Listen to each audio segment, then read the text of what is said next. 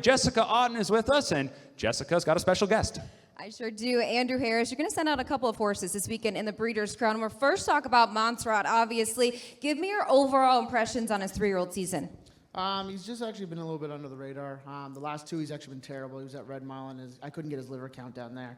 But I moved him to Canada, and he's been great here in Canada, so I'm hoping that he's got a better performance underneath of his belt. What do you think about Post 5? Post 5's great. The 3 killers on the inside of him, not so much.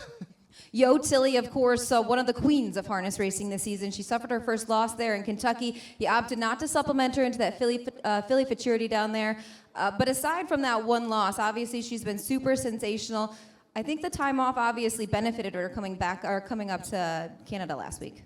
Yeah, she was actually herself at Lexington. She's very routine, and she wants to go out in the field, and she wants to be out in the field a lot, and I just couldn't do that at Red Mile. So brought her here, and she's been out in the field and stuff like that. Obviously, she rebounded, she looked great, and I do think that 3 weeks in between races helped her. She's had a long season and a lot of races where she was going 51, so needed that little bit of a breather.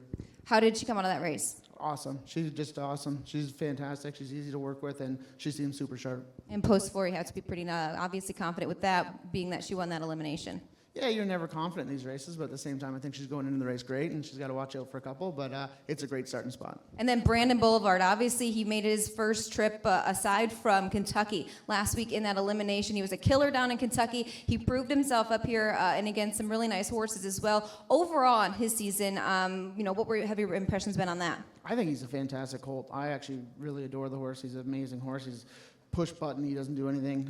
Any trip you want to give him, he seems like he can do. So to me, he's an amazing athlete. Post 2 for him. Great spot. And it's obviously going to be a tough task. There's a lot of nice colts in that race. What's his biggest attribute, do you think? I think his lungs. He seems like he can take a lot of air. So I just got to hope that the Burke Trinidad down there can rough up Bojangles for me. That would be fantastic.